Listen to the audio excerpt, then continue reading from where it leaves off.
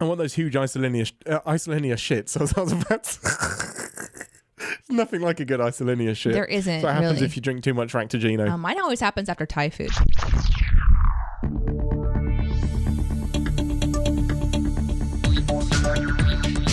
Captain's Pod, Stardate 156074.1. Welcome aboard the Starship's Enterprise. Thank you for joining us as we take a brief shore leave from the world of CinemaSins to explore the universe of Star Trek.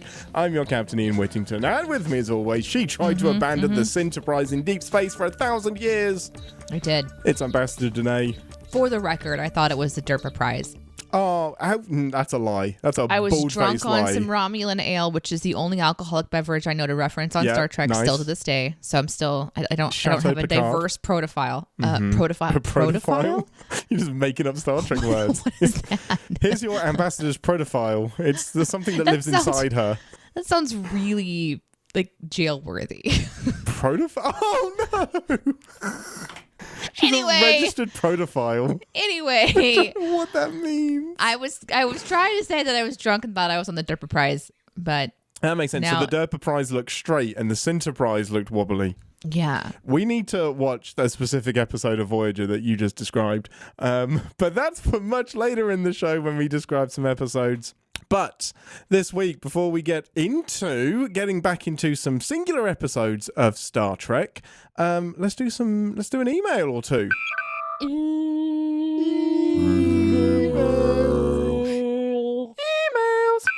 Okay, hailing frequencies open, everyone. It's time for us to read your emails from Discord, Twitter, and, well, email. Now, the last 9 weeks or so have all been about your email predictions for Discovery, which has been so much fun. So we're going to get back into some generic and lovely emails now. Remember, you can send your questions, Trek or not Trek related, or anything you want to talk about to captainspod@cinemasins.com. The other best place to go is discord.gg/cinemasins, where we have a lovely Star Trek community. This email does not come with a pronunciation, so I apologize in advance. I believe this is from Jiaoci, or Zhaoci, Xiaoci. I think I did pretty good. Captain Ian and Ambassador Deneé. That's me.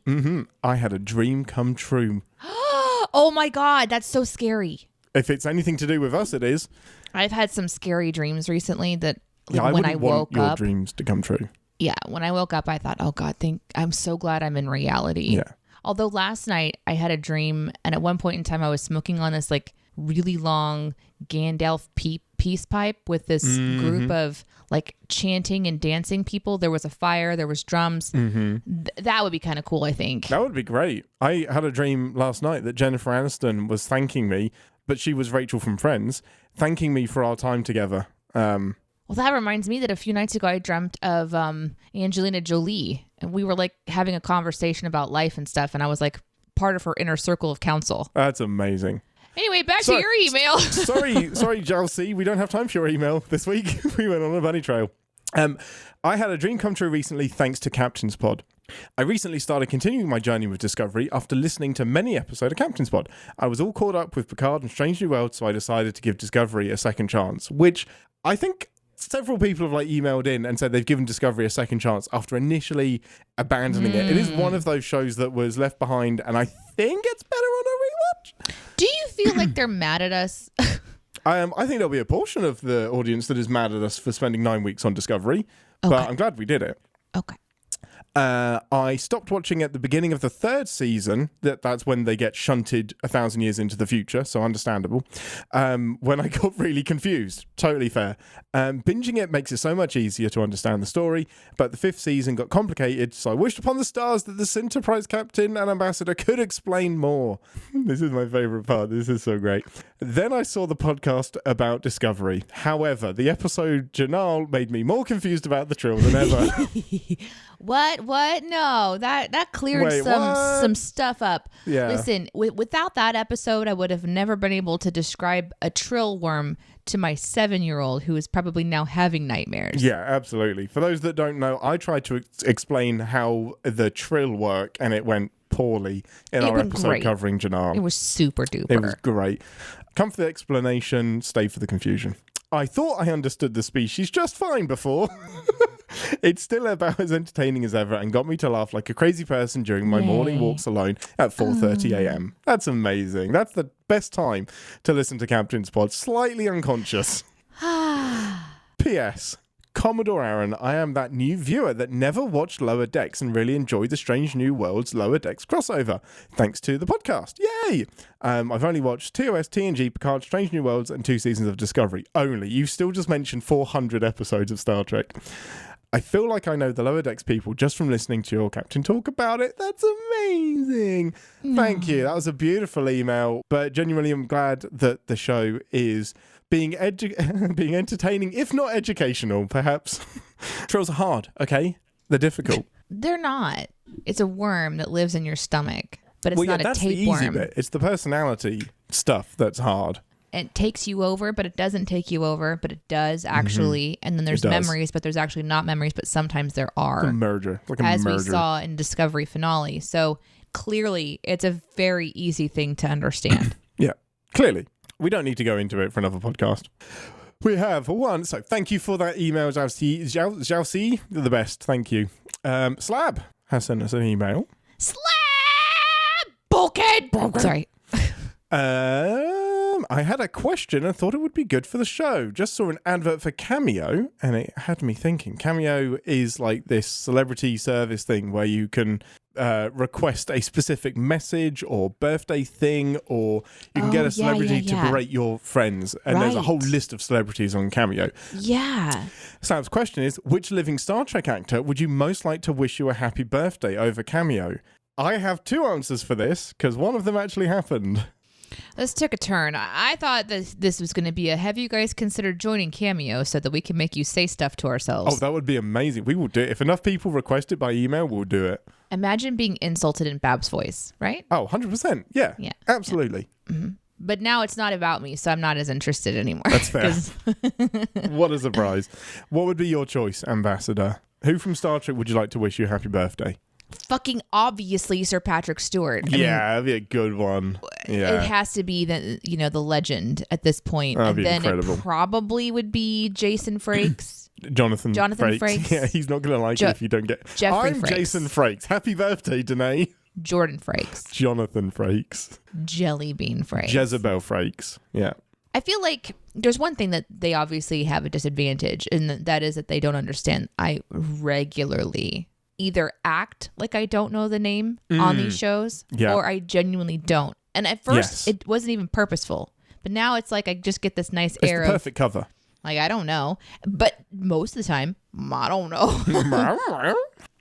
But anyways, he's Riker. He's not really himself anyway. I think Riker. But then I feel like I'm also really genuinely missing out on engaging with another strong female. So Nana I would Visitor, who would be Kira from Deep Space Nine. That would be good. You'd have a good chat with her, I think. Well, it's not a chat. They just send you audio. No, that's fair. I think you can buy like a 5-minute conversation. Okay, well then that changes everything. Yeah, but that's like $1 billion. Like that's quite expensive. But you get like a 5-minute chat with them. But the question wasn't, can you afford it? The question is, would you do it? 100%. Yeah, absolutely. I don't know if it was maybe I would I think Beverly Crusher. Yeah, Gates McFadden. That'd be amazing. I think she probably has just a ton of experience in life in general. Yeah. And like woman to woman, I would be getting some pretty interesting wisdom, I feel. Yeah, I think you're right. She'd be a great one. Yeah. I actually did get a birthday present. I had John Delancey, who is Q, send me a happy birthday message. I think it was happy birthday. Yeah, no, it was happy birthday. And this was before season 2 of Picard had come out. So I think it was before I even knew he was coming back as Q. So that was really fun. But the other one that I would have is Brent Spiner, like Data, because I think he'd be super sassy as well. Like I think he'd like throw an insulting joke my way too. So that would be my answer. Oh yeah. Okay, with that, Ambassador, this is our first experimentation in pulling an episode out of your brain and my brain based on what the mind's eye can see. And we landed on one little ship from Deep Space Nine based on, I broke down what you saw in your mind, which was a blue/purpley portal, Guinan confused by someone's existence, a POV camera angle from a bug. There will be... From above, right? From above, okay. like a bug flying around. Yeah, From above, like a bug. And there will be swatting. And that's how we eventually nailed down one little ship. I'm really excited to be getting back into like just grabbing an episode of Star Trek and getting into it. We don't have to worry about predictions, overarching themes. We can just get in and enjoy it. We could do predictions. We could.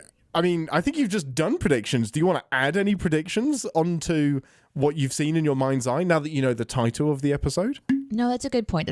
I do want to add that after the show ended, I was thinking about it, and I wonder if the whole portal part of the beginning of what I saw was actually just me getting into the meditative Star Trek state. That's just how it opens every time. And I listened to the music that we made to lead into that segment. Yes.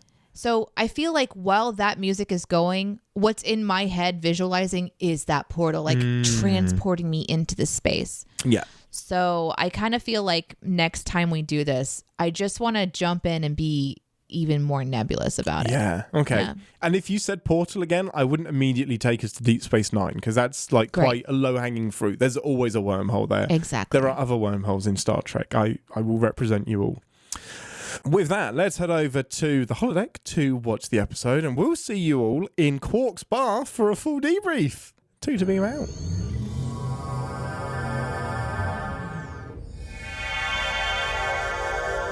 Welcome to the Promenade, the part of the show where we grab a drink from the replicator.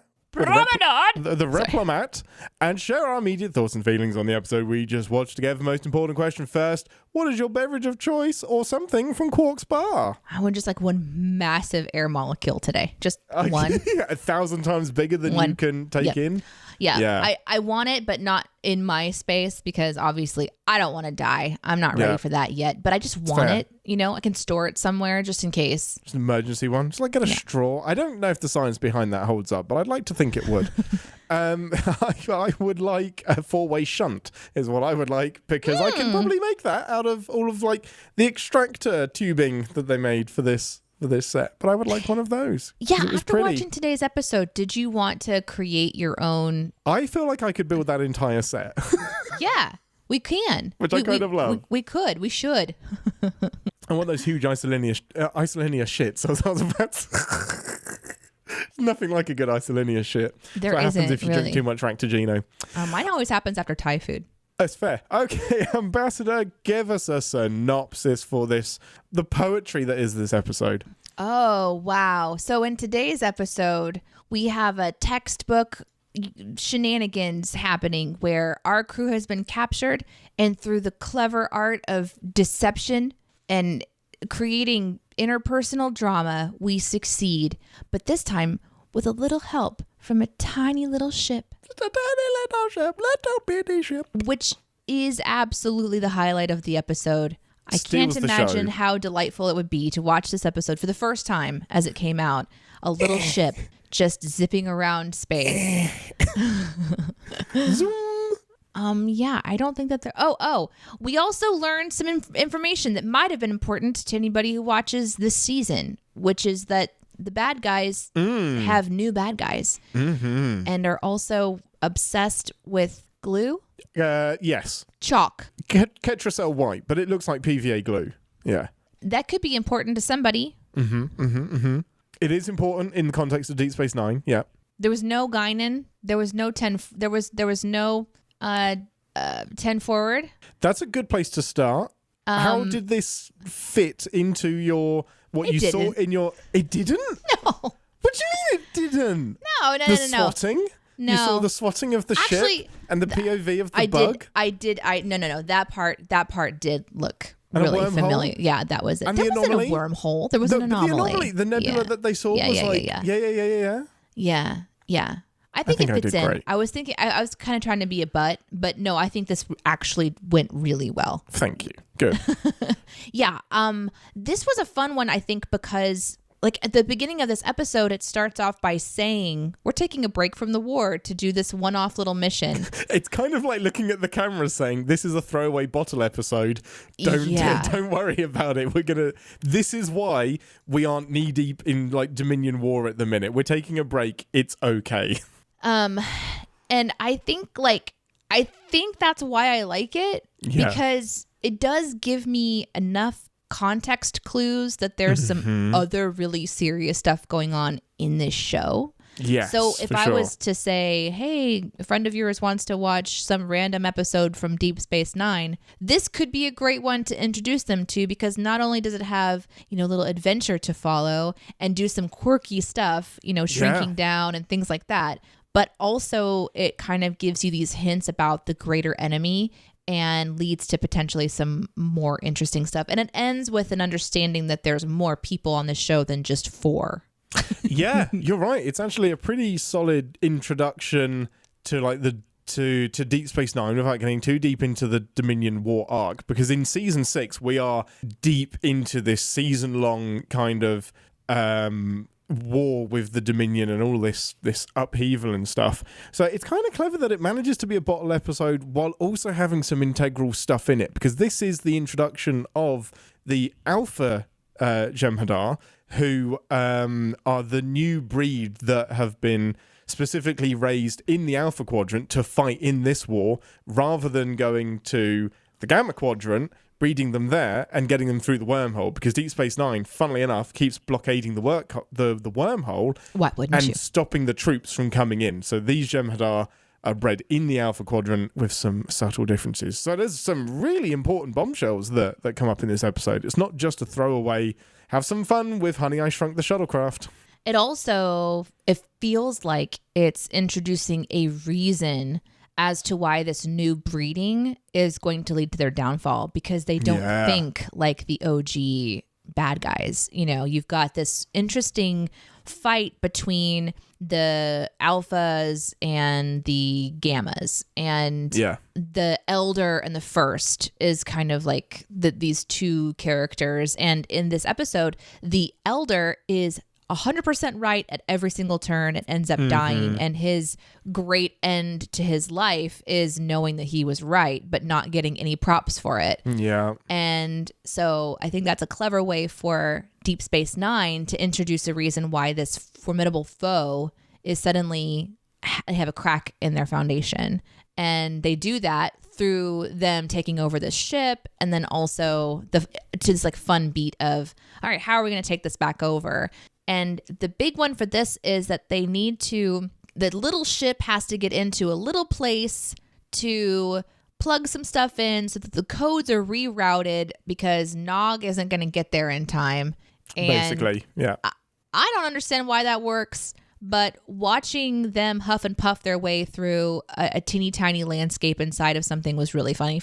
I really enjoyed that particular scene. Yeah. So, I mean, I didn't mind it. There's so much that I love about this episode and that we should talk about. Before we get into all of the shrinking stuff, I don't know if it'll be super helpful, but it's nice to share it while we're on the topic. The Jem'Hadar are, like, the ones in the Gamma Quadrant are like specifically bred to be obedient puppies that fight people. They're addicted to Ketracel White, which is that liquid stuff. What does it do? So it basically keeps them alive. I think they eventually find out it's a good reason to be addicted to something. Well, I think they eventually find out that they can live without it. So it's a drug that's given to the Jem'Hadar to make them subservient and keep them like, hey, you got to follow your orders or else you won't get your supply of Ketracel White. Oh, is that from the guy that was on screen at the beginning? The with Vorta. Like the little Exactly. Yeah. The Hua? The Vorta. The Vorta. Yeah. And for those of us who speak American English, is that VORTA? Or correct. Oh, okay. Yeah. Vorta. Okay. Vorta. The Vorta. So you're saying water. Water, yeah. The Vorta. Oh, no. The Vorta. So, yeah, the Vorta work for the founders, who are a bunch of changelings, and they made the Jem'Hadar to be their subservient slaves that go off and do all of the fighting. They also only live, I think it's like 6 to 10 years. Like, they have a tiny, tiny lifespan. Oh, that's so sad. Which is why he's being retired, because he's getting old. Because he's 3? Because he's like 3 and he's getting on a bit in years. Oh, wow. So yeah, they come out of their shell, they mature really quickly, and then they die after like 6 to 7 years. So this is essentially just an army for someone else. Literally just an army from the Dominion. Yeah. Okay. These are foot soldiers. It sparks some curiosities for me about the world at large that maybe you'll know. So is it that they were already an alien species that liked to dominate, take over a planet and keep kind of like slowly taking over as they expand? Or is it that somebody found them and realized that they were good warriors and then got them addicted to this drug and then started using them? No, as far from what I can remember, they were literally genetically engineered from the ground up to be this race of soldiers for them. So the Dominion are like kind of dominant in the Gamma Quadrant, and when the wormhole links the Alpha Quadrant to the Gamma Quadrant, we start trading and interacting with people in the Gamma Quadrant, and they're like, oh hey, be careful of the Dominion. And the Dominion eventually are like, oh hey, we're going to come through this wormhole and dominate your quadrant as well. And the Jem'Hadar are their soldiers that they bred. Okay. So the Dominion isn't just the species. No, the Dominion is like alliance. A group of people. Exactly. The Dominion are the founders, which is Odo's people, the changelings. But Odo doesn't know that to begin with. So there's a race of changelings that are basically viewed as gods. And then the Vorta work for them. And I think the Vorta are genetically engineered as well, but they're more intelligent. Okay. And then the Jem'Hadar are just the grunt work that go. Wow. And collectively, they're the Dominion. Who wouldn't think that a changeling would be a god? If I met a changeling that could just, shift in front of me, that would be pretty... And to the Vorta, they quite literally are, because the changelings created the Vorta. So if your creator isn't your god, I don't know kind of like what else would be. Okay. I think I'm following all right now. But that's a good sign of this episode that I didn't really need to understand all of that to pick up on the nuance. Like you saw that the lizard people were reporting to the guy with the Google lens. Yes, it is. It is a Google lens. It is. Star Trek inspired Google. Let it be known. When Star Trek abandoned it just as quickly as Google did as well. They did, yeah. Okay, cool. So yeah, that's just like a little backstory about the Jem'Hadar. But I think this episode does a great job of kind of it gives you plenty of context. It gives you enough of what you need to get through this episode, I think. And at the very end, they give you the shot of back on the space station that I've seen before. Like again, which kind of draws you back into the greater world, because this episode has very few characters in it. Yeah. It's really small, but it does have some really fun prosthetic work. Like I was super excited about that part. Oh, tell me about it. Tell me what you loved. What tweaked you? I loved it. They had these interesting like head pieces, and the blending was really nice. And I know that we have to have like two eyes and a mouth, because that's just where we're humans. That's how we're humans acting. It's a human as TV aliens. show. Yeah. But I thought that they looked really unique, and each one sort of had different ridges. There was one person that sort of started talking about an idea he had, and he was like given it has different colored spikes. Yeah, almost just like a different pattern. And but I also love that we were able to continue to see them express, not only with just like their mouths, but you could see that their eyes were able to open up, wide. When they lifted, the actor would lift their eyebrows. The prosthetic moved really, really well.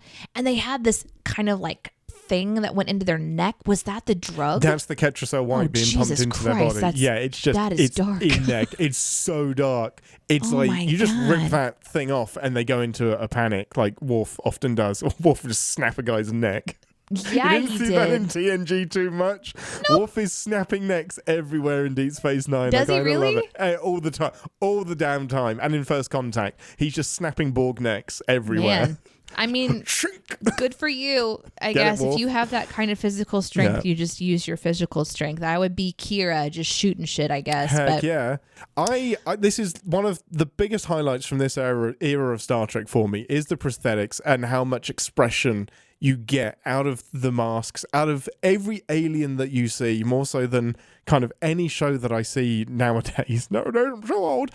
But it's just how expressive everyone manages to be, and that's just a testament to the prosthetic work and the actors that get behind it. The fun thing about these Jem'Hadar is that the Gamma 1 has a different facial structure than the Alpha one. So he has like this bony kind of strip that goes along his head, and the Alpha Quadrant ones don't have that. They've been modified to look a bit different. So it makes it easier for us to understand who is who as well and who's going to have these different characteristics. So it's really clever.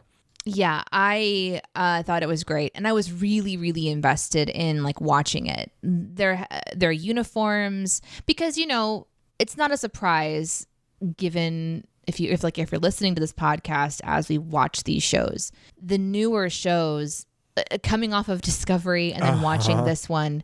There's so much more detail that we have. There's so much more CGI that we have, and so again, just like anytime we switch into a different outlet for Star Trek. In these different eras, there's going to be differences in what they're showing. So the costuming is simplified in a way. Like it's not as regal looking. And it stands out so much in juxtaposition to last week's episode. And do you mean like the Starfleet uniforms? Starfleet uniforms just lack a little bit of that pizzazz or that, I don't know. I don't want to say pride in itself, but it's just like, we just need a uniform. So they're just wearing a uniform. Well, what's interesting about this uniform is that it's deliberately toned down because they're at war. So they don't. Oh, yeah. Okay. They haven't deliberately said this in the show, but like I can't remember where I read this, but collectively it's kind of understood that they went for these muted tones and the purple to blend in more on the battlefield. That makes sense. So when they're on away missions and stuff, they're not just this bright red and colors. blue target. It's like, come and get me, red shirts.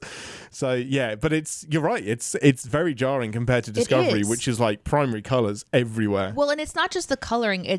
So like on Discovery, even like the away mission or something, they're texturing differently in their costuming now, where it might be an undershirt and then it might be like a leather bit, but it's also mixed with another textile that gives it some dimension so that when the light hits it, your eye is seeing that maybe it's a muted color, but there's dimension. And all of a sudden it's just a wool shirt.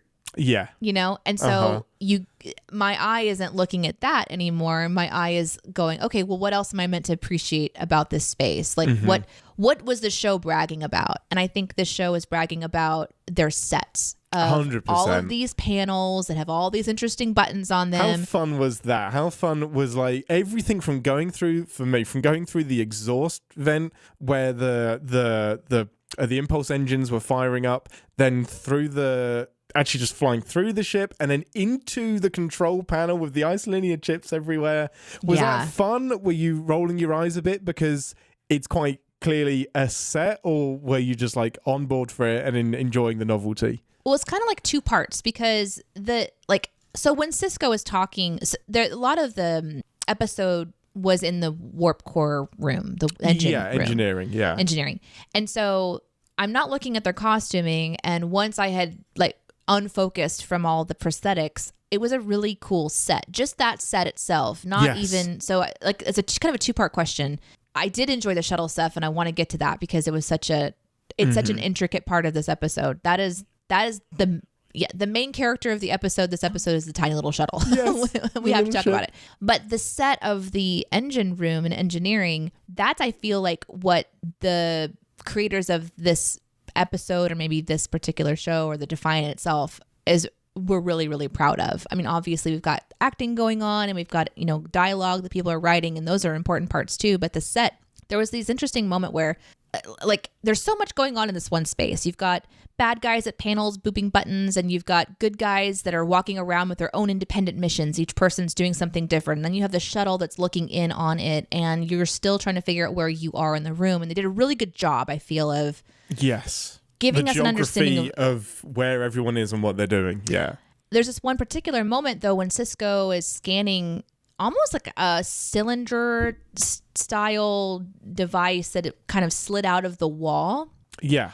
And it had all of these strips of color on like a clear like chips or something. It wasn't like the isolinear chips that I'm used to seeing on TNG, but yeah.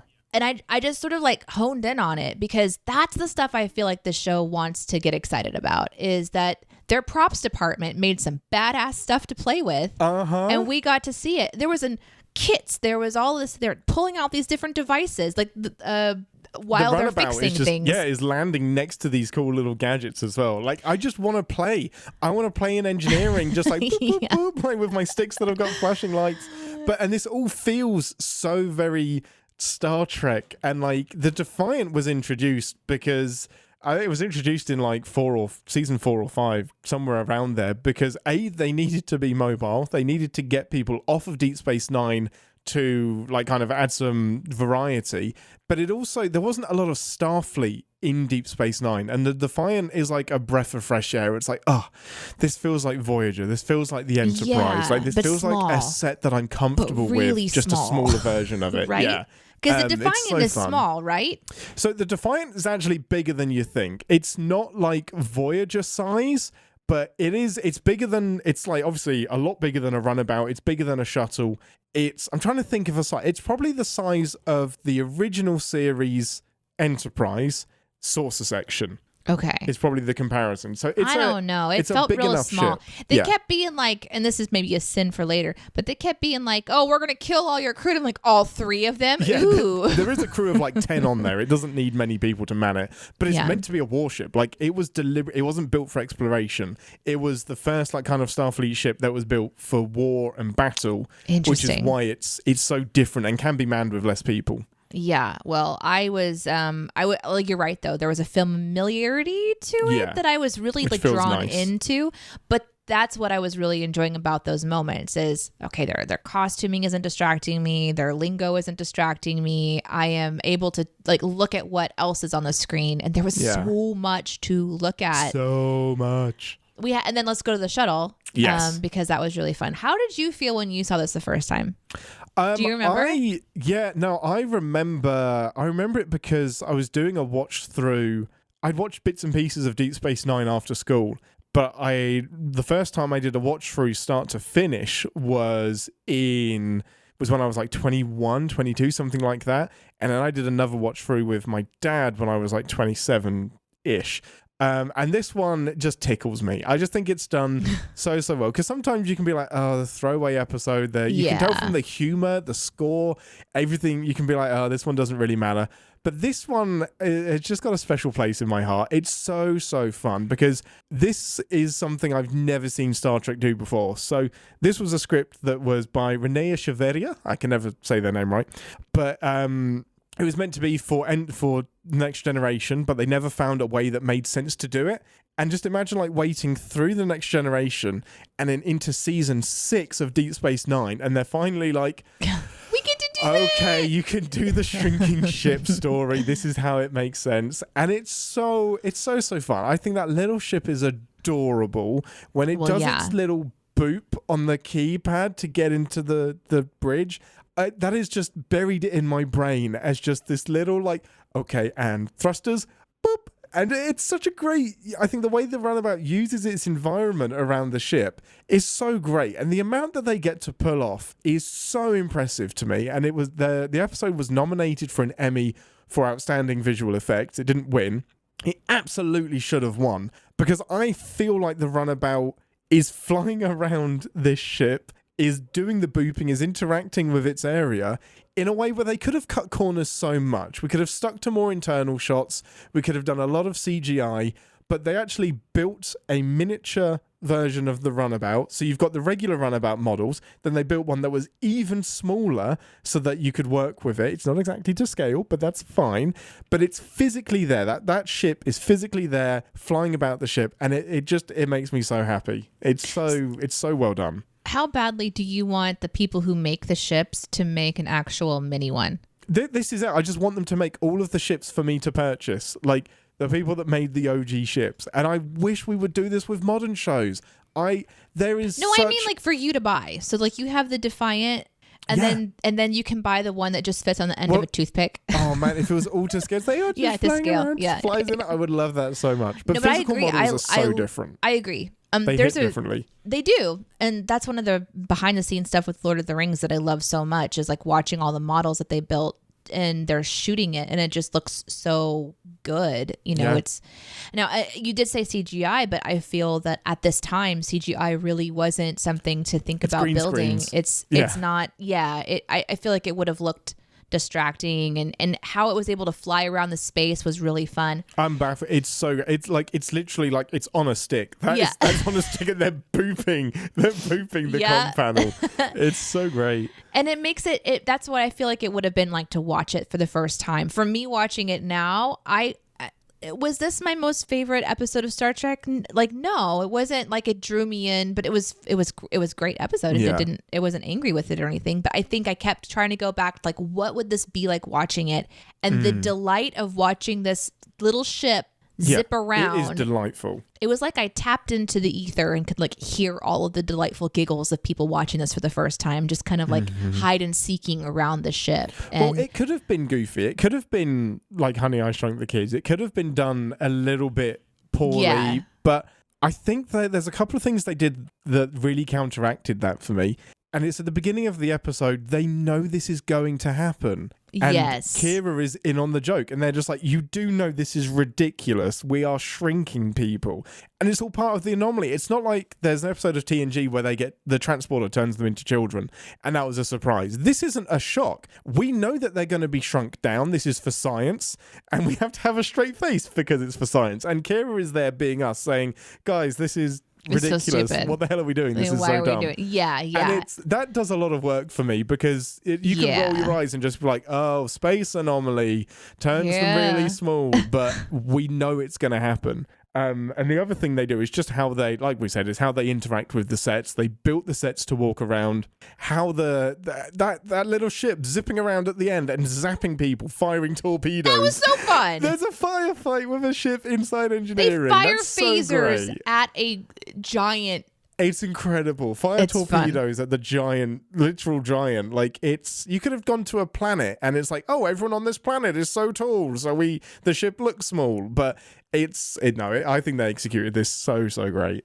I do too. But I'm glad that you mentioned the humor playing a part in this episode because I noticed it at the very beginning. It's almost a little bit forced, but the dynamic it's a little bit jarring. Yeah, the dynamic of this crew is something that I'm missing. Like I did feel like I was kind of missing the inside joke. Like I understand that they're laughing about shrinking and maybe it's just a whole bunch of dick jokes, Well, but I think it's like Nog is small. Nog is a Ferengi and Nog is tiny. So I think that's what he was getting at was, I don't see the issue with being small. Yeah. But it's almost just like, oh, you're not tall. And that's like the whole inside joke is short men aren't the same as tall men or something. And there's a little bit of that 90s stuff, like Friends coming into it. Yeah, no, I'm with like you. You're not quite the coolest unless you look like this. And gotta be 6'2". So I kind of was like, is that what they're really like laughing about? Because I wasn't in on the joke. But then I also just felt like this crew of people are dynamically different than the other shows that I've been watching. There seems to be a lot of history. Like they're casual with Cisco. Like they're on the Defiant and he's just like ribbing it up and they're not like, yes, Captain. It's not this super serious thing. Like serious things begin to happen and they hop to it or whatever. But the vibe was kind of like just inside jokey feeling. And that set me outside of the crew, but it didn't make me feel like I didn't want to watch it because it was just an interesting fact. But humor was a part of this one. It even ends on humor with Odo and Quark kind of like ribbing these two characters so that they have to go check to make sure that they're the same size. And if height is an issue, just make yourself taller. Like I don't know. It's the 24th century. I'm sure there's ways to do it. Just wear some big shoes. But I said this to you at the end of the episode. I love the rare moments where Odo and Quark do a team up because they are adversarial. They're not enemies, but Odo is out to catch it's Tom and Jerry. Odo is out to catch the mouse, and he rarely does. He rarely actually gets one up on Quark. So it's really fun to see them gang up on Miles, on O'Brien and Bashir together and have their little chuckle. It's so fun. Yeah, it was fun. I think overall this was a really fun episode. What were some other standout moments for you that you want to talk about? Well, I'm going to head back into just my nerdery, which is this is the most detailed look we get of being inside the guts of the Defiant and a Starfleet ship. So when they fly in through the exhaust port and suddenly they realize the impulse engines are being brought up and they're going to be vaporized by plasma, this is the first time I've ever seen the engine starting up from the inside. So for me, it's just fun to see that process of the lights going shoom, shoom, shoom, the lights coming on, the superheated plasma coming through, the ship doing its thing. Like, I'm glad it took so long to load up because they would have been vaporized. But I love going in and out and seeing the guts of the ship. That was really, really fun for me.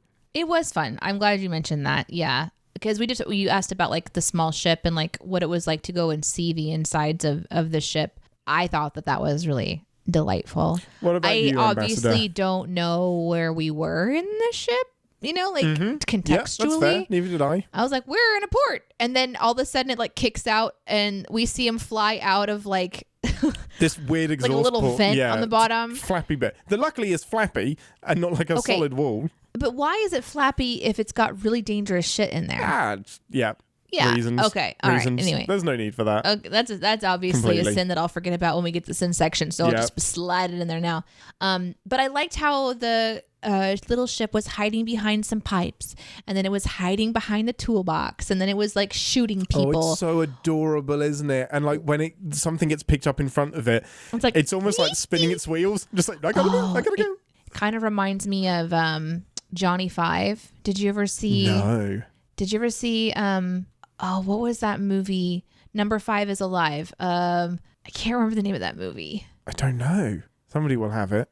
Short Circuit? Yes, Short Circuit. Pulled that from my brain. Definitely not from the live chat.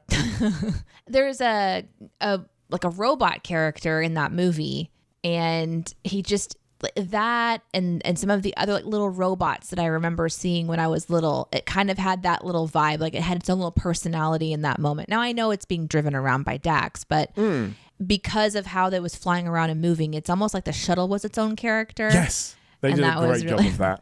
And that was really fun. But for me, the highlight of the shrinking moments was absolutely when Chief O'Brien and Sassy Doctor were in like the big playland of circuitry. Yes. That was really funny to me. Like, or even the scene leading up to it where they're like, we're going to beam in. And the doctor's like, you're not going to live because the molecules are massive. And he's like, yay, I don't have to go. Oh, I have a plan for that. Shit, I have to go. He goes, well, that solves that. And it's just the casual way that he delivers his lines and the way that they kind of just barb back and forth it just feels like a real friendship. It feels like a real long-standing working relationship where you're technically trying to problem solve. And what I also like about it is you have these characters that like, they're going to put their life on the line because, this is serious stuff and they're going to do what they have to do because this is a serious moment. It's going to take them a minute to get there and they're going to use some humor and they're going to have some time to barb back and forth. But also we get to see them do the hard work and go in and do it. Yes. And I like that. I like that they showed us suffering through this There's got to be some field. stakes in there. Yeah, exactly. And we kind of got to see it. And I don't know. It's just fun to see a props department go, let's have some fun, guys. Let's go. We're going to have some fun and we're going to build some stuff. Like, it's not often you're going to get to do that. It'll only be used once. I've never seen any part of that miniature set get used again. And now that I looked really closely, I was like, man, you could recycle every single part of that set because they don't build a lot. But I'm just glad they build it at all because you could write that scene out of it and just find another way to do this. But they really committed to, this is the only chance we're going to get to see Tiny O'Brien and Tiny Bashir inside a console. That was super funny. And those like long tubes, when they came out, they even put the ducting. But it wasn't just, this is where the props department impresses me all the time, but it wasn't just a piece of metal. They actually put little rectangular panels that also lit up on the connecting bits that I thought was really clever. But I just think that set would be a really fun thing to see. Imagine walking into work that day. I would love that. It's like everyone must have just been overjoyed because these are isolinear chips that we recognize and you're seeing like 12-foot versions of them. I would have loved to walk around that set. I think it's really, really, really cleverly done. Yeah. I also liked whenever he finally gets the conduit like up into the ceiling. Yeah. And it's just such a great humor beat to kind of the relief that they feel. And then it just kind of like falls out. Just falls down. I was like, do it again. And O'Brien isn't going to go help. He's just like waves his hand like, get to it, buddy. Because at this point, they know that Bashir has been genetically engineered by his parents as well. They did some interfering that was illegal with his genes that made him super intelligent and increased strength and like reflexes. Is that like the same thing that happened with number 2 on Strange New Worlds? It's similar. It's actually, What's the name of that it's a very similar race? program. Wait. It wasn't a race, like, but they were like... Yes, it's the same. Yeah, it's a different species. It's not... Different species? It's the same ruling. Like, it's the same law that prevented that genetic meddling from happening, but they're not the same... Not exactly the same thing. Okay. Yeah.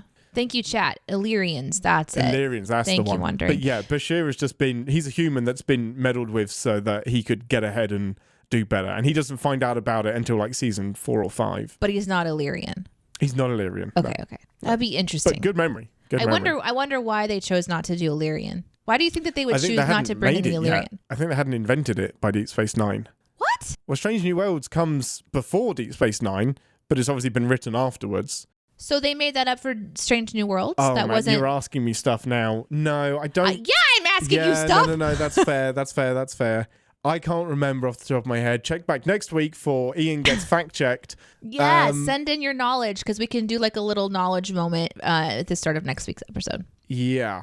Something about Illyrians. I'll do some Googling. But yeah, it's not the same thing in Deep Space Nine. I know that. Gotcha. Okay. Interesting. Yeah, super interesting. Not a popular choice because they kind of... It was kind of like, oh, we need a Lieutenant Commander Data on this show. So he suddenly had like the ability to do quick math and...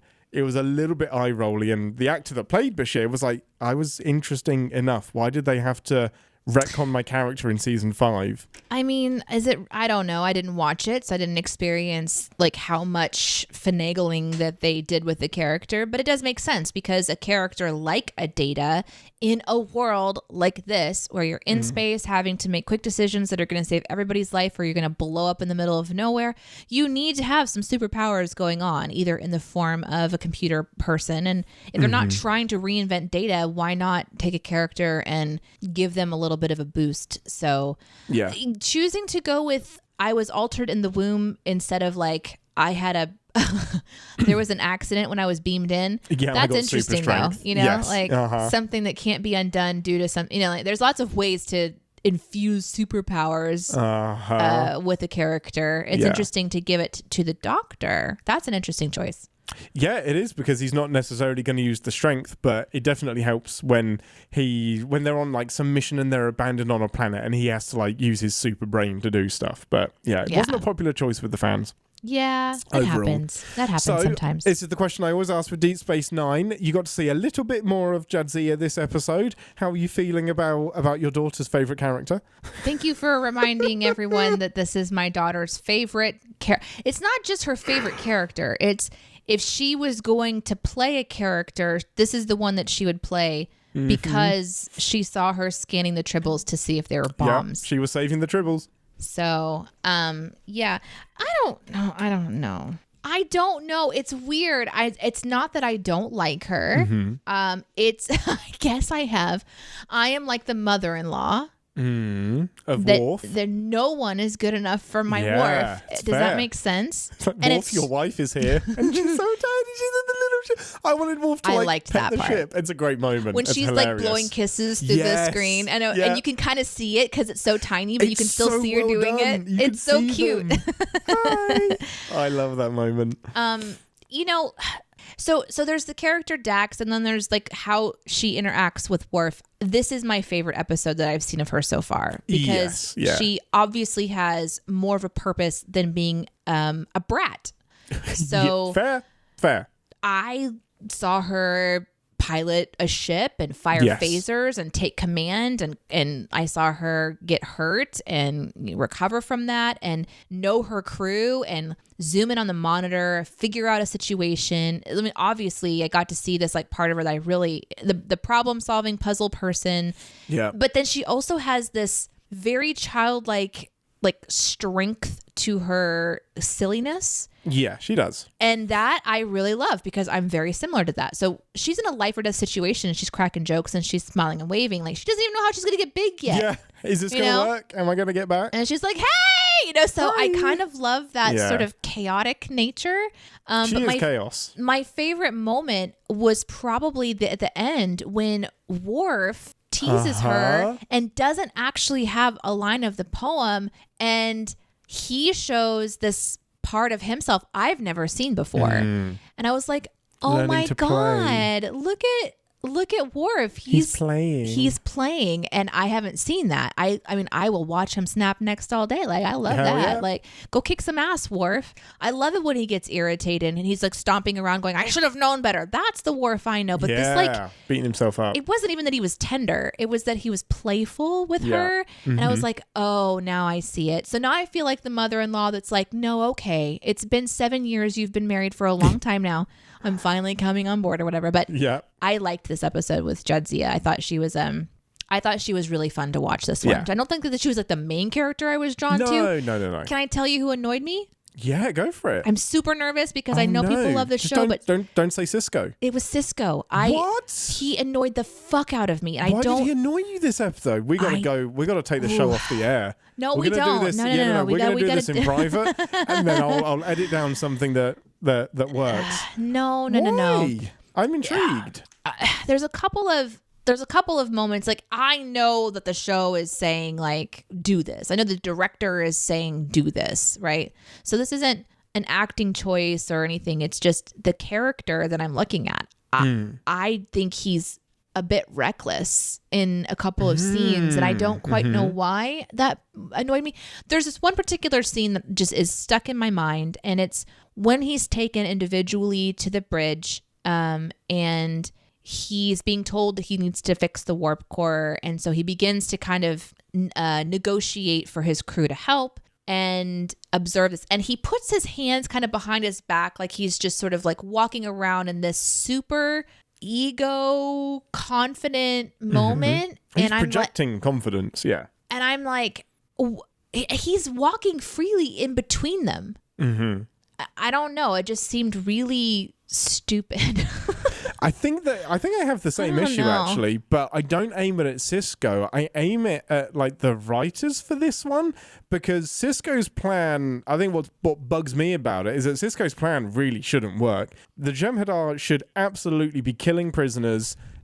Previously, we've seen them be brutal. The whole point is that the Jem'Hadar are like really brutal. Like, they don't take prisoners. So in order for this whimsical episode to work, you've got to find a way to break their characteristics and what they do. And part of that is, though, these alphas act differently.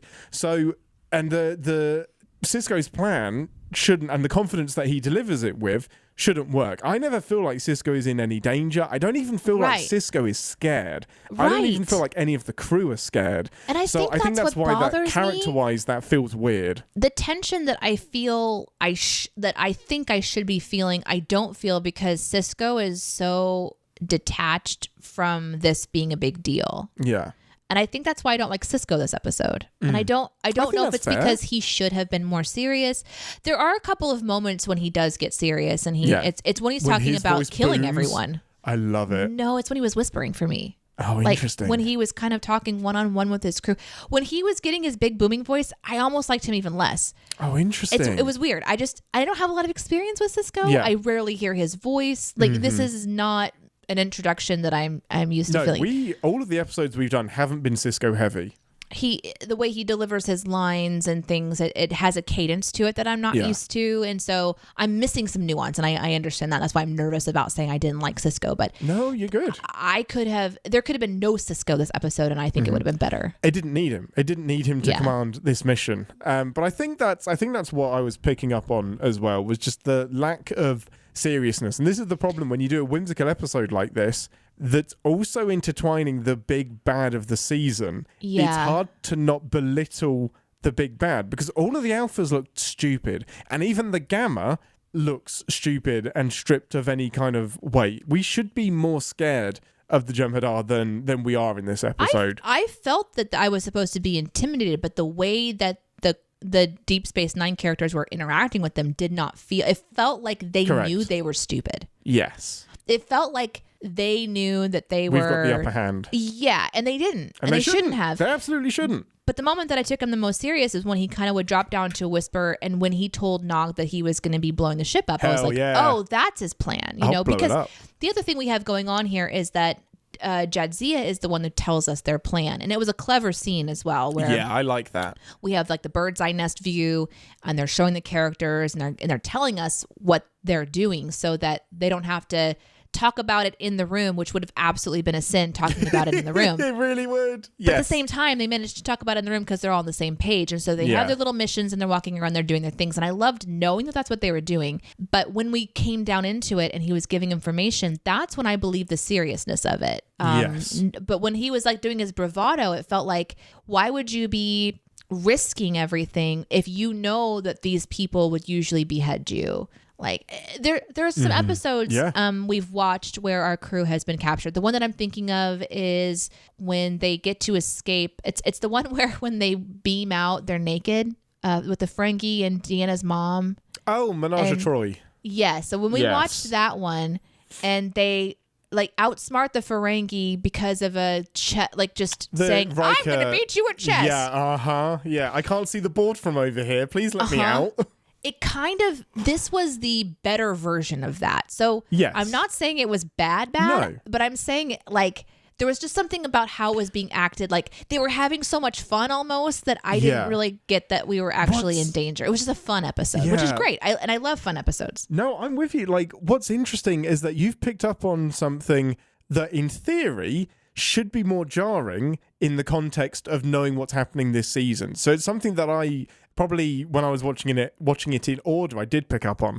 If we're doing one of like, because we're at war with the Dominion, if we do this episode and it's like a series, we know this is going to be like an episode about the Dominion War, and the Defiant gets captured and the crew are locked up, and the Defiant is like an important ship in this war, I'm scared. Like, the Defiant is a big deal. Like, if the Defiant gets captured, that's a lot of important technology. And it's a big deal because they are, like, it's in so many battles, and they're so proud of that ship. And this happens within the first few minutes, and it's like, oh, they caught it. Oh, shit. And yet I didn't feel any of that. I didn't feel any of the, oh, shit, that the Jem'Hadar are all over this ship. It was a fun episode on top of a serious moment, and that's okay. But it just...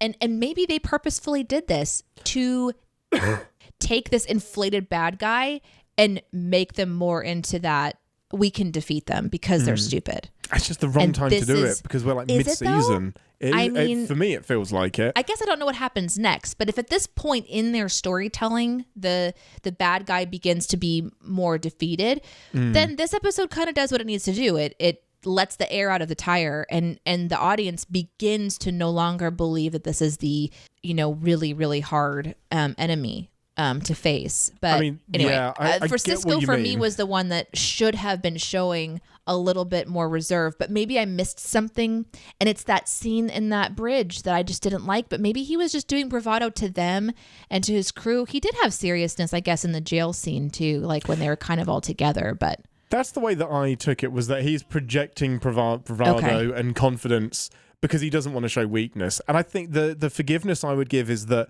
they're also like, they are at war. So maybe they've been at war for a little while and they're all kind of like prepared to die a little bit. Nobody wants to die, but they're all kind of like, they've been going under some more intense campaigns, and this isn't a surprise. Like, they are in it. Like, they are in deep with the Dominion right now. Yeah. I think I kind of talked myself around on that one. I think it's okay. I like that. He just he bugged me a bit. I like talking about it, but I get it. Part of the show. Part of the show is that we're not seeing it all in order. Yeah, but no, I think you've picked up on something. I think there is the threat that should be there with the, like, if this was just a random alien species that was like, oh look, we're going to take advantage of that ship and grab it, I might give it a pass. But the Jem'Hadar taking the ship should be terrifying. That should be like the Borg jumping on and taking the ship. That would suck. I do want to say one more thing before we go on, and maybe this is actually a sin, but maybe it's not. It might be a transition into the sins part. Are you ready to go into the sins next? I was just going to pip it first, and then we're ready for some sins. So how many pips out of 4 or 5? I don't know what we do anymore. I think it's like 2. Oh, are you okay? I'm okay. No, it's 2.5 pips from me. Like the novelty of it gets it up there. It's not the best episode, but it's so much. I have so much fun with it, and it's one that I would throw on in the background of. I've got 45 minutes while I'm doing something else. I would have this on because visually, it's nice to look over and to see the fun stuff happening on screen. 2.5 is fine. Yeah, 2.5. Okay, but there are no halves, people. So it's either 2 or 3. I know. I'll go. So. That's harsh. Mm-hmm. Halves are important, and I know this was my rule. I'm going to go 3 pips because it should have won the Emmy. It was okay. Yeah, 3 pips for sure. I'm giving it 3 in compensation for not winning an Emmy. I just came off of like feeling negative about some of the stuff this is a 3 pipper. And because of the sets, it's so fun to look at. It is. It really was. But can we sin it now? Let's do it. Let's go and do some sins. Battle stations, everyone. Red alert. Warning. Warp core collapse in 10 seconds. This is the part of the show where we re-engage our sin brains, remind ourselves that no TV show is without sin, even our tough little ships. It's you first. Go for it. Can we talk about pockets? Can we talk about massive pockets on the side of our legs, just right down on that thigh level? Like, really? I can't tell if they're like the best addition to the bad guy uniform. Oh, the bad guy uniform. I missed this completely. Or if it's like just... You know what? We want them to seem more like prepared for battle. And how do we show that? Just a huge envelope just right on the thigh. And I can't tell if I love it. But now that you didn't see it, you have nothing to say about it. I don't have anything to add, but I believe you. And you are the costume person. So if you think it's impractical, I believe you. We'll sin it. I just want to know what's in there. Guns. What's in the thigh pocket? Guns. A little notebook, little diary. Everyone has a little diary, dear diary.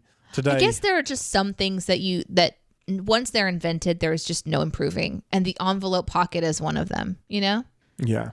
It's an important question. I'm glad I now want to go back, rewatch the episode and check the pockets. Like, if we do more Deep Space Nine in this era, I will now only be looking for the Jem'Hadar pockets. Please do. Mm-hmm. Please do. And tell me if you think that they are foreboding and intense and like give you that feeling that this is a formidable foe. The Borg don't have pockets.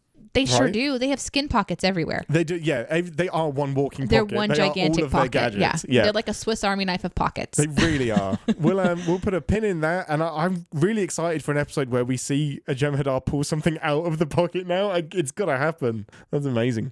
They try to explain the science and that all of your even your subatomic particles will be shrinking at the same time. And they try really hard to make this science make sense. I still am convinced they would die. I think shrinking would 100% kill them dead until they died from it.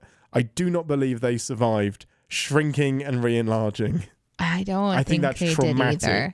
Can we talk about how the plan to unshrink them was to go back into the thing, which would potentially make them even smaller? Right? Why wouldn't it make them small? Why does it care? Why does it care that it doesn't know your original size? This is implying that it knows how big you should be, and that it cares about the route that you took in and out. And why didn't it just kill you when you left? It's so convenient. We need to fix this problem. This is how we get you big again. They're lucky they only lost an inch, honestly. It was really... It was one of those where the sin would be yada-yadaing around. But they didn't even yada-yada. Yeah. There was no conversation. It was, we're going to have to go back through the disc to do this. So... Yeah. And then there was the little outro. Well, we did that. And now everything is great. Now we're good. That worked. Oh, okay. All right. Yeah. My next one this is probably my biggest sin of the episode, and it's really crucial. We are relying on O'Brien's brain so much. How does the runabout not have a map or schematic of the Defiant? Why are we relying on his memory? And Bashira's like, I hope you know where you're going, Chief. And he's like, yeah, I just don't see it from this perspective. You don't have to. You must have a map of the internal workings of the Defiant. Why wouldn't you? Yeah, why wouldn't you? Just use a schematic. But also, the sin here that's confusing for me is they can communicate with each other on the little ship, but the communicators don't work to the big ship, right? Yes. Because they can only talk to each other. Well, it would be a really high-pitched voice. That's why they can't understand it. Just chipmunks. Just a tiny little chipmunk voice. But why couldn't they ask her to use the computer to help them with the schematics for the ship? Yeah, That's you know, what I like mean. that's Yeah. It's not Use like the computer. it's not like they have to bust out a manual, like a physical manual, Yeah. and look up in the index where all that information is. It's just like a, hey computer, Yeah. Where tell is me this? tell me which way I'm turning now. Yeah. Like if I don't know why it's ChatGPT can O'Brien's answer this memory. question now, Yeah. they I bet it could navigate me through. Yeah.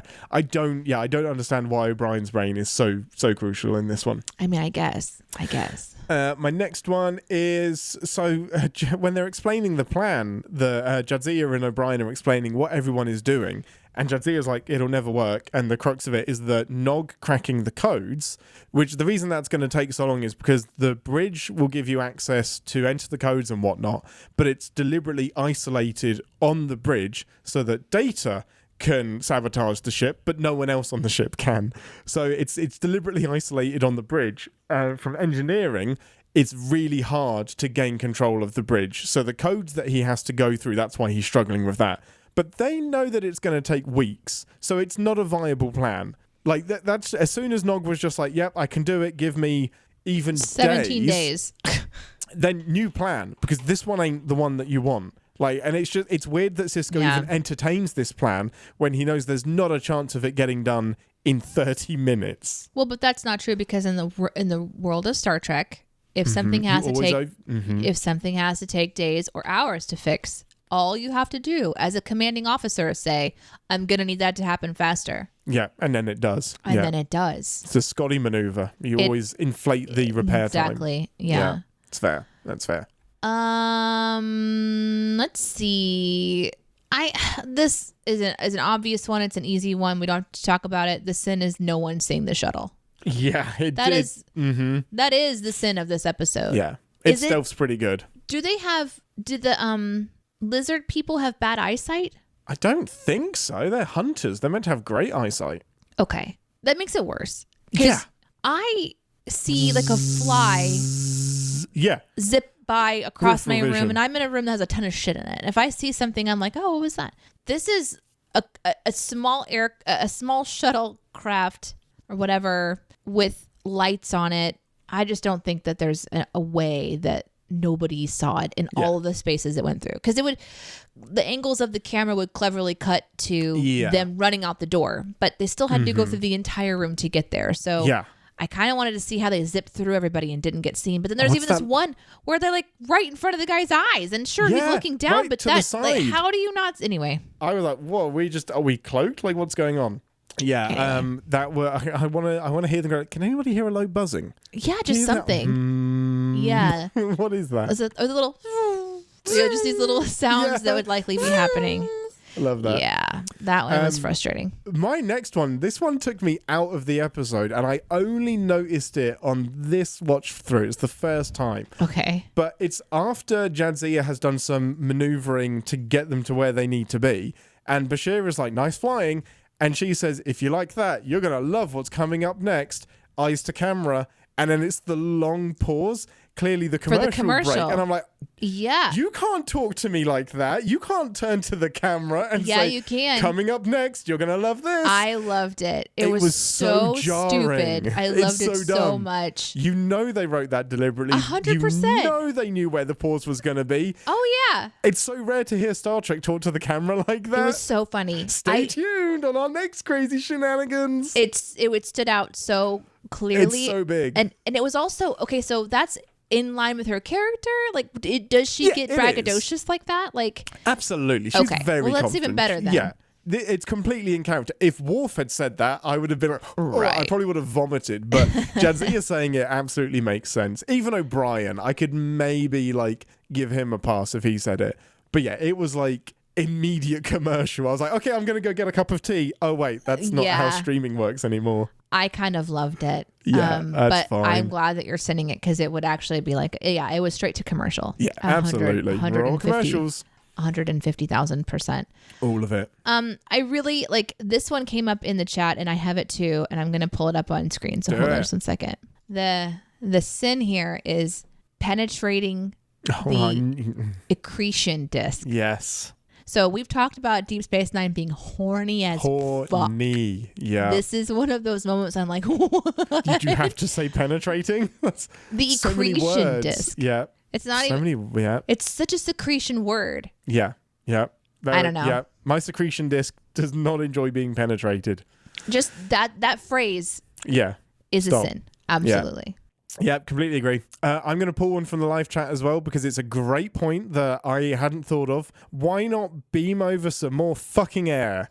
Like, why? Like, she's like, I'll beam over a pocket of air and you'll be able to breathe it. It'll be thin. It will last 20 minutes. Beam over more. You're producing oxygen on that ship. Beam over more. Oh, guess what? Guess what I bet the runabout has? Space suits.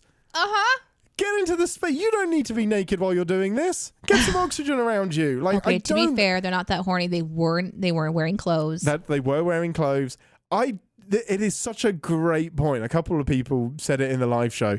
It's such a great point. It's like, beam over more air. Use the space suits that absolutely must be on the Defiant. What a thing to just like, I'm not going to address this at all. They were damaged as we were transforming out of the nebula. Fine, give me something. Mm-hmm. No, I agree with you 100%. My next sin happened earlier in the episode when O'Brien was like asking the question about returning to size, and my sin's like, you're just asking this now? Yeah, now?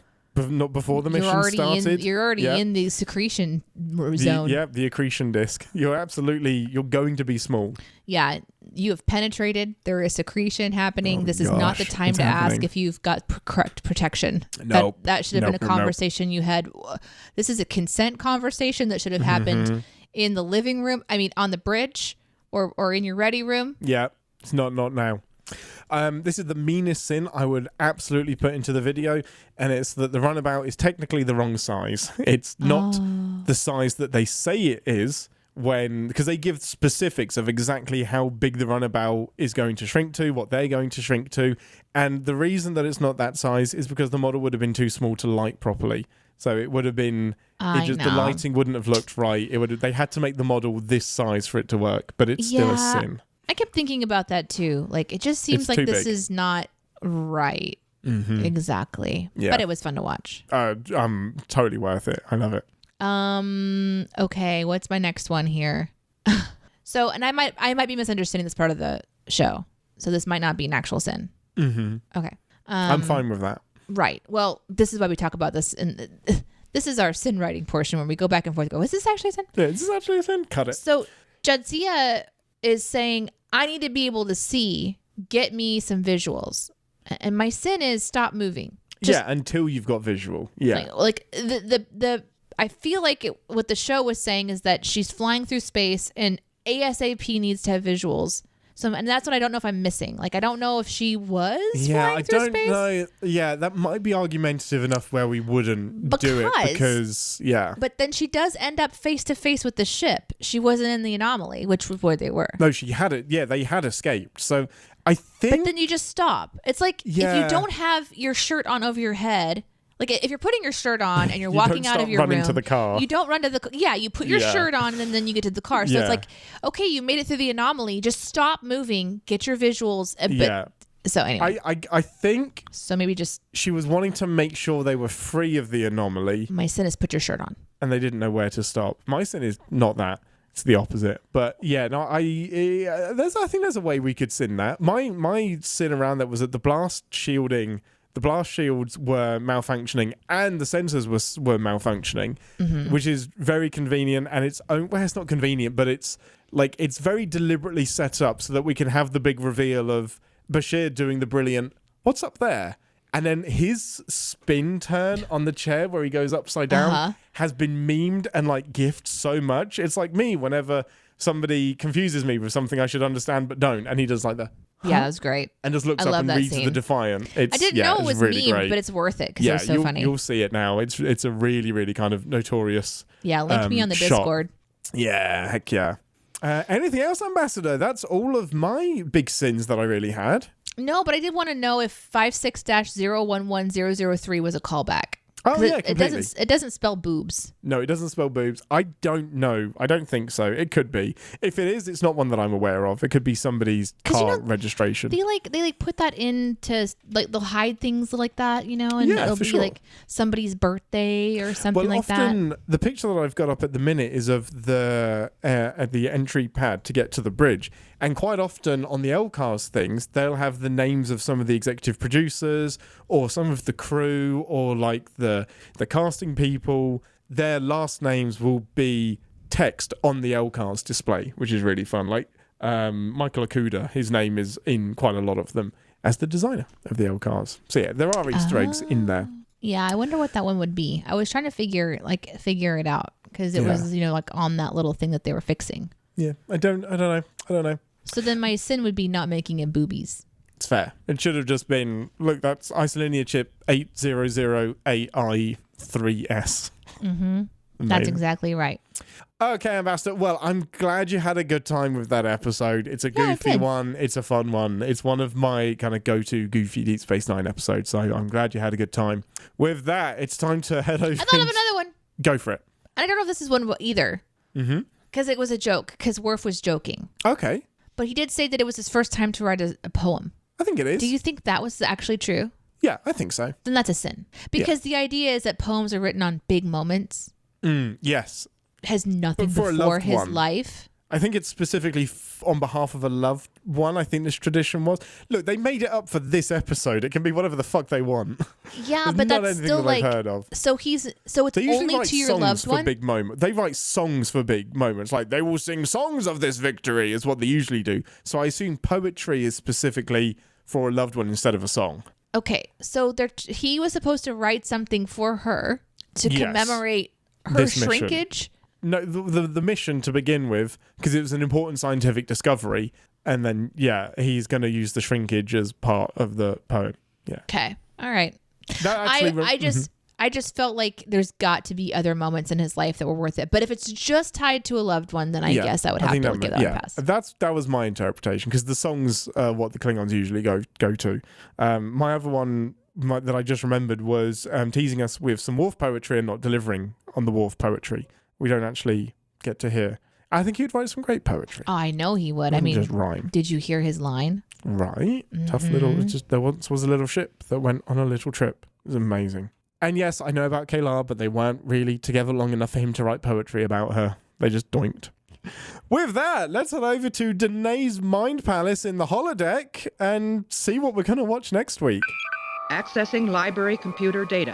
I mind to your mind. Vulcans never bluff. Okay, crew, it's time to test my Trekdom as we dive into Deneé's brain for next week's episode. Ambassador, give us your brain. What are you seeing? Okay. I'm still so nervous. Okay, I feel like the first thing you should do, because I always this happens when we're like bouncing off of ideas. Yeah. So I want you to give me something vague to bounce off of this time. Oranges. Was that too specific? Nope, that's fine. We'll do that. Fruit. Okay, so there's fruit and trees. There's people eating the fruit. Like I'm seeing Grecian sort of garb where they're like, like the grape feeding, which is not uncommon to think about when someone's thinking about fruit. Yeah. I've got something in my head. Oh, in the foreground there is an open hand, like you would assume that the camera would pan over and find someone dead, and there's a mystery, like a whodunit. That's what's in my imagination right now. Okay. Let me do a quick bit of Googling. The first one I'm thinking of is Who Cries for Adonais. I'm just going to do some Googling to see if that matches as much as I think it does. There's also sand. Okay, no, that helps. That really? helps. No, really? But that's a few things that actually lines up. Well, that's exciting. Is it TOS? Yeah, it's TOS. Oh, I love going back to TOS. Yeah. It's some of my favorite stuff to watch, so that makes me really happy. Me so happy. Yeah, I know it's like quirky and stuff, but I mean, Grecian garb, the fucking the hand is what killed me. Why? Because I don't want to tell you. Oh, okay. It's not exact but you've just said hand, and I'm just like, it's Who Mourns for Adonais, like that. That's what we're gonna do. There's no way we're not doing that. I saw a hand, and it was in the foreground. It was quite large. It's quite large, is what I'm latching on to. Okay. I'm just going to quickly... After almost 60 years, Trek has done almost everything. That's right. I For could real. say This something... is why this segment I could is say so something about chef's like kiss. just someone playing an accordion, like, oh, a circus, is there a monkey? Is there one that has a monkey? That's probably in there somewhere. Yeah, but now my brain is... I'm just going to Google Plato's Stepchildren, but I don't think that's the one. Yeah, it's really, this is great. Okay, so next week we are going to, based on the prompts, people eating fruit, Grecian garb, open hand, mystery whodunit, which means that we are going to be hitting Who Mourns for Adonais, which is season 2, episode 2 of Star Trek, the original series. There is one specific thing in here that I think will blow your mind when we get to it. This is a fun episode. I'm really looking forward to doing this. Well done, Ambassador, for getting into your brain. Thank you for a bit of support from the live chat as well. that was brilliant. If you want to get in touch with us, email us whatever you want to talk about. We are going to be getting to a mailbag episode at some point, we think in August. So start building up your any emails that you want to send to us, and any themes that you want, and any episodes that you really want us to cover, and we'll try and find a way to get them into the show. Email us captainspod@cinemasins.com and join us on the CinemaSins Discord, discord.gg/cinemasins, to join all of the Trek people. But until next week, thank you, Ambassador, as always. I'm Captain Ian, and Chief, you're not going to like this. Oh, and it's this is a story of a little ship that took a little trip. Live long and prosper. Called the Derper Prize. Shut up!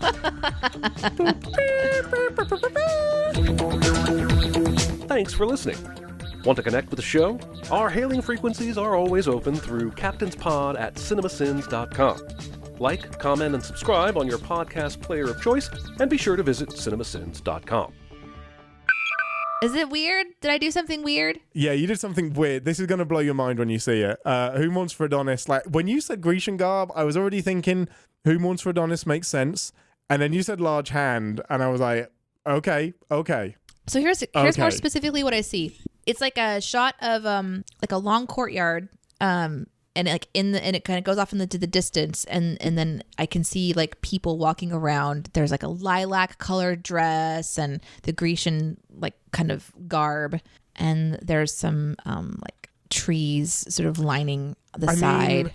This is Nick. I was about to say the same thing. I know for a fact. I don't. I know for a fact. Have you Googled Who Mourns for Adonais? Me?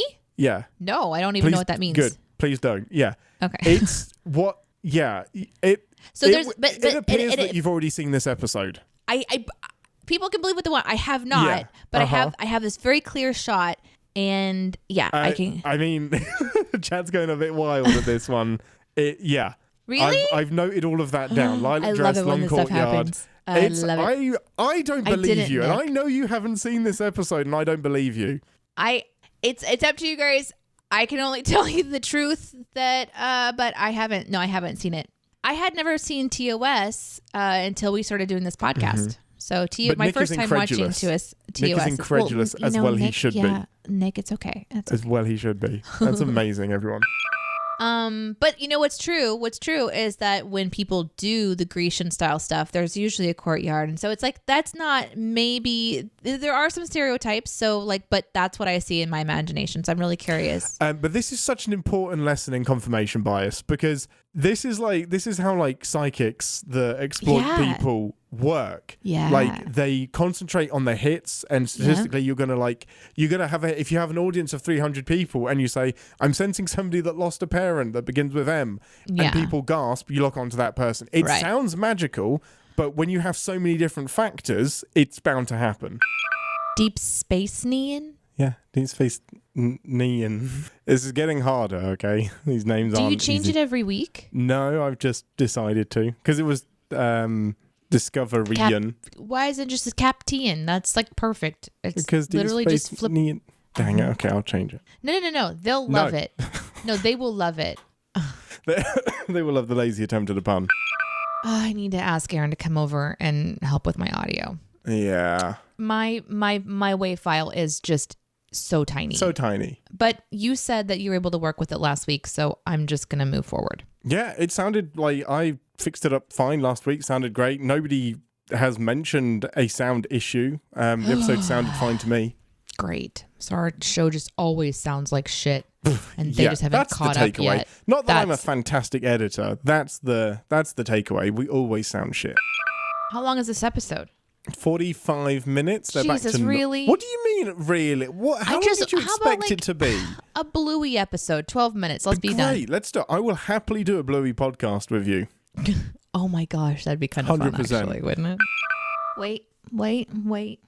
What is happening with my hair? You just went zhuzh, zhuzh, zhuzh, and then put your headphones on. That's what happened to your hair. Jan. Captain, you can't go live when your hair looks like shit. That's why you put a hat on like me. Everybody knows your secret, though. Actually, it doesn't look too bad. It's a bit greasy. Nobody can tell that it's greasy. Just the people that are licking my hair. Honestly, you should ask them to leave the recording studio at this point. It's weird. Yeah, well, it's weird that I asked them in here to do it and then I immediately asked them to leave. That's sending you mixed have messages. the right to choose, though. You know, that's fair. I can change my mind. Sacred choice is re-choosing. It's fair. Now I'm That is something that we need to tell you about right here at the start. Today's live show will be filled with coughing.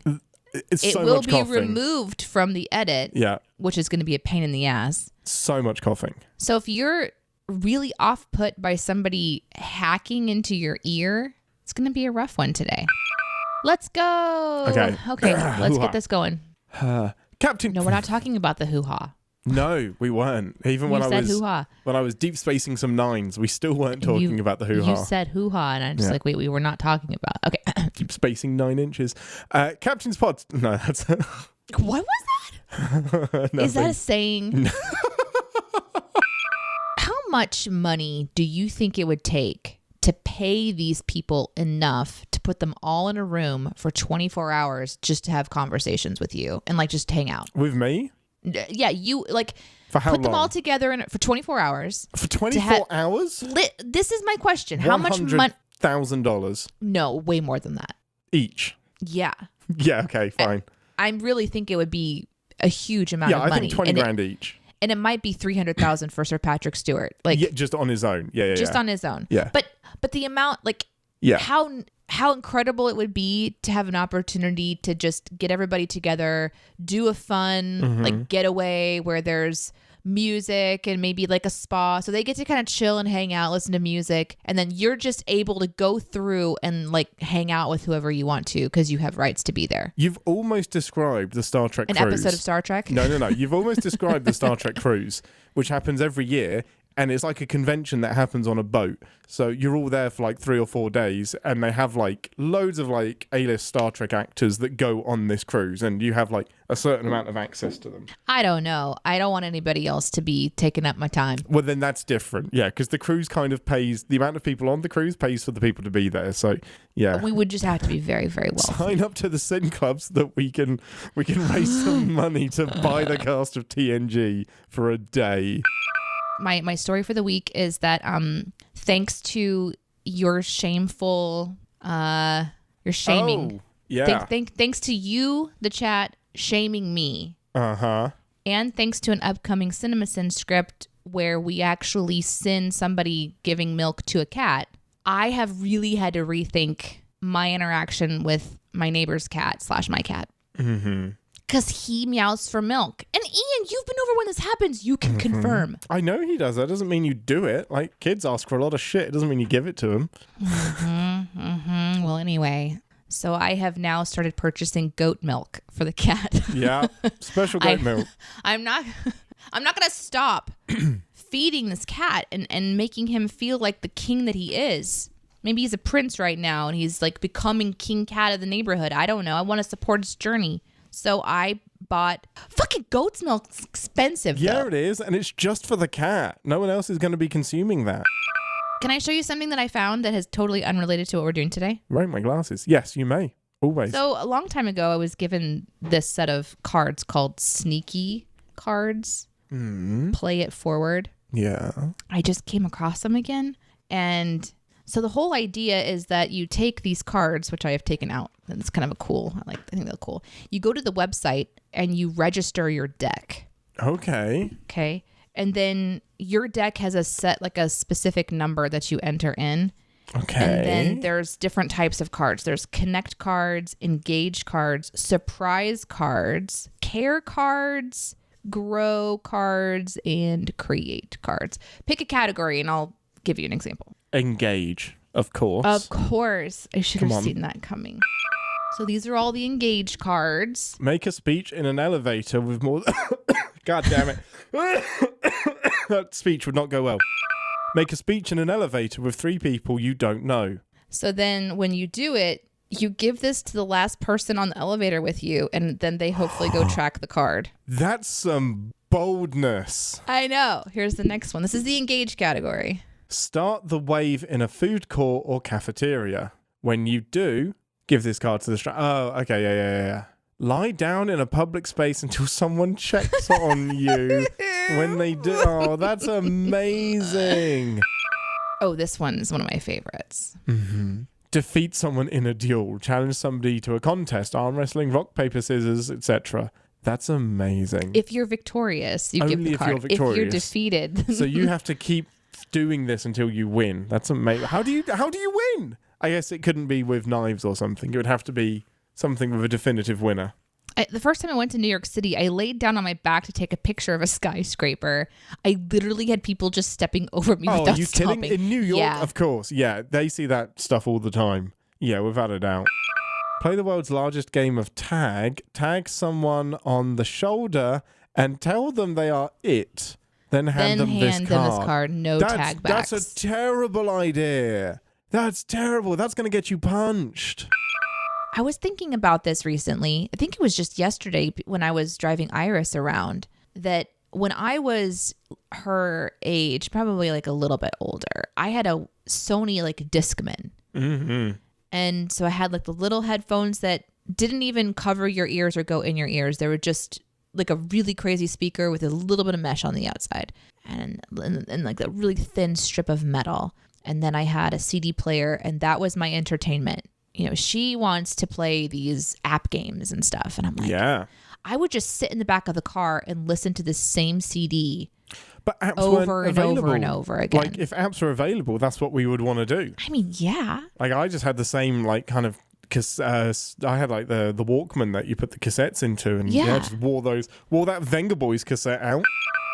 Sean says, anyone else have Timmy Mallett's version of Itsy Bitsy Teeny Weeny Yellow Polka Dot Bikini in the Head? Damn you, Doctor Who. I just watched this with Aaron last night. I'm fully up to date with all of the Doctor Who episodes, and yes, that is stuck in my head.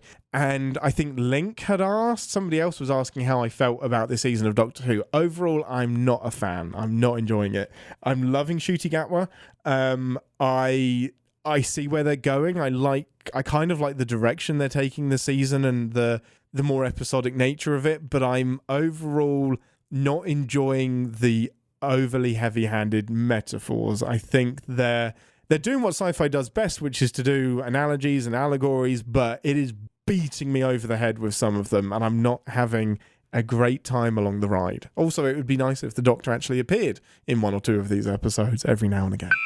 Commander Smith, who I don't think could stay for the whole show, said, speaking of which, just because I may not be able to stay the whole time, I will say that Odo's joke at the end, O'Brien and Bashir would die almost immediately if they didn't return to the exact same size because the oxygen molecules wouldn't fit in their hemoglobin properly. They even talked about this in the episode. So the scene is that we know Bashir and O'Brien are smarter than this. It's funny, but the funny is still sinful. Yeah, they should know that if they weren't returned to the right size, there's a good job they died. Those tiny little swinging doors are all that protects the feet of the people in engineering in the warp core from bursts of superheated plasma from the impulse engines. Right?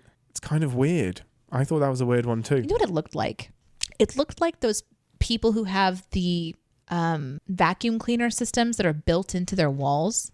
Have you seen that's these? Horrible. Yeah, you lose a fucking hamster in there. Yeah. Not that you should let hamsters Do you have run around. personal No, experience never mind. of that Moving on. happening? Moving on. I have had to rip a wall apart to rescue a hamster. 100%. From one of those little wall sucker things? No, they crawled into a cavity, and then we heard like some rustling, so we punched a hole in the wall, and this little hamster just crawled out of the wall and into my mum's hand, just like, thank you for rescuing me. Lost 70% of its fur through stress. and like lived another 6 months and died. Like it didn't really fully recover from that ordeal. Oh no. But it didn't die in the wall. My mum was like, I know the hamster's in the wall. I cannot let it die in there. I cannot have a hamster dead in that wall for the rest of the time that we live in this house. This is a great sin from Sci-Fi Brony. Why is the Defiant of all ships doing the scientific survey, especially during the Dominion War? It's a warship, people. Don't send the Defiant to do this shit. They're the only ones in the sector. I didn't hear in the beginning why they said that they had to do it. No, just because. Oh, so it's because they're close proximity, maybe. Well, it's because they were close, and also they think that this could lead to some quantum tunneling technology, which will mean they can basically spore drive places, but they never mention it again. Ever? Never again. So the idea is that like this could help in the war effort by making their ships faster, but they never mention it. Oh, Link had a question earlier about Odo. So why is there a changeling on the ship? And Odo is a changeling. He's been there from the beginning. He thought he was the only one of his kind because he was found in the Gamma Quadrant. And it's only like a few seasons later that they find a race of changelings. And he's like, oh, I am one of many. That's interesting. It's a shame they're evil bastards. But yeah, that's why he's on Deep Space Nine. And that's when he finds his bucket. That is when he has his bucket from the beginning. Oh, yeah. Okay. He just comes with a bucket. Yeah. Like the kids that are dropped off at the orphanage with their little basket. Exactly. It's like here's Odo in a bucket. It wasn't actually. They made a bucket for him. That's why it looks Bajoran, because a Bajoran scientist found him. It's a Bajorket. It's a Bajocket? Chuck it in a Bajocket bucket? Yeah. More questions. I have so many questions about being tiny. Does warp travel work the same? Does matter-antimatter reactions work differently when it's miniaturized? It's fair. Yeah. Does the speed of light not get you as far as before? I was trying to think about this because, like, imagine you're a paperclip and you're on the Enterprise. I want to be a paperclip so bad. I'm glad we're doing this. Right. You're still traveling at warp. I just wonder if the size of the warp core, because you'd be a little ship, but still traveling at warp, still traveling really fast. So the distance between like your seat in the bathroom is like 10 paces when you're your size, but it's like 15 light years when you're teeny tiny. But if I'm teeny tiny and I'm traveling at 100 miles an hour, I'll get there at the same time as me traveling 100 miles an hour, right? Because like Voyager is smaller than the Enterprise, but if they're both traveling at warp 9.9, they're both going to be traveling parallel to each other, even though Voyager is smaller. Right. Yes. But I don't know how that works when you get down to the inch scale. But I think if you're 4 inches and you're both traveling at warp 9, does that matter? You should still be parallel to each other. I think it would only matter when you get to the subatomic level, when you're talking about atoms and stuff. Oh, I see. Somebody smarter than me should explain this to me. I know somebody that works at NASA that listens to the show. Please tell us how this works. David said, Odo, Quark, and Mourns had to go through 4+ hours of makeup for that one scene. They sure did. It's so true. I hope they tacked it onto another day of filming. They probably did. They had to have. Because there's no way you're just filling all of the extras that are on the promenade as well. Like, there's no way you're filling that up for one scene. They filmed that with something else. We are going to be taking a little bit of a recording hiatus. Just a few weeks. But we're not talking months. Not for long. That is going to be coming up. I think we can share that we're not going to be on air. Yeah, I think we worked out it's going to be all of July. Yeah, it's going to be July. For your podcast feed, it will be July 12th, 19th, and 26th, I believe. We have some episodes. Yeah, we have some episodes that we're going to be releasing, but we're not doing a live show for the entire month of July. So yeah, correct. The podcast feed will have a little bit coming in, but we're not going to be doing a live show for a month. And so we are going to be coming back to do the live show starting in August. So hang out with us for the month of June, and then we'll take a little bit of a hiatus there and come back in August with some fun new shows for you. Welcome to 10 Forward, the part of the show. No, we're going to Quarks, aren't we? We're going to go to Quarks. I don't know. I don't know anything about this. The promenade. I don't even know how I got on this show, honestly. It's fair. And I actually do have both of the ships from this episode, which is annoying because they're back home. They're not in America. You do. Yeah, you do. You need to bring some ships with you sometime, although that's a terrible idea. They might get really they're going to get broken. I have ordered 2 ships that are going to be delivered here at some point. It's also bad because Iris would want to play with them as toys if you brought them here. I think I'm okay with that as long as I'm with her while it happens. It wouldn't be unattended playtime. It would be we play together. Okay, well, I just want to make sure that we go on record as saying that when it breaks, it's not something I have to replace. No, you don't have to replace it, but it will be a lesson learned. It will be an important lesson. For you to never give a Deneé? 7-year-old. No! What do you mean? Wait, I'm not telling Deneé, you for not Iris. to. Iris, no. You're the same. You're interchangeable in my head. We're not. I do have 10 Star Trek books that I bought for $4 from a thrift store because I was moaning at like another stall that had like the Star Trek books. They were like $10 each. Oh, yeah. And I'm like, what are you doing? We find another stall and it has stacks of Star Trek books and they were like 50 cents, 25 $1, cents. 25 cents. I was Yeah. like, let's go. Every once in a while, I don't. If you ever go thrift store or it's like there's a difference between a thrift store and an antique mall. Yes, correct. Yeah, And we fair were at enough. this antique mall, Yeah. and there's all these stalls, right? And sometimes you can tell that the person hasn't been there for a really long time. This one, I don't think had been manned for like 20 years. Yeah. It was, and so all the prices. It's the kind of place that you're going to find a sterling silver ring for $4. Yeah. Because they don't realize that it's now probably worth more like 20. So yeah, he left that one with stacks and stacks of books. I sure did. Deneé is Scottish for "don't do it." It is. I didn't do it. Honestly, that should be like just like my tagline. Just don't do it. Didn't they do it? Pam pa pa pam. Pam pam Pam pa pa pam. pam. Pam pa pa pam pam. Penanana penanana penanana penanana. Ahem, ahem, ahem.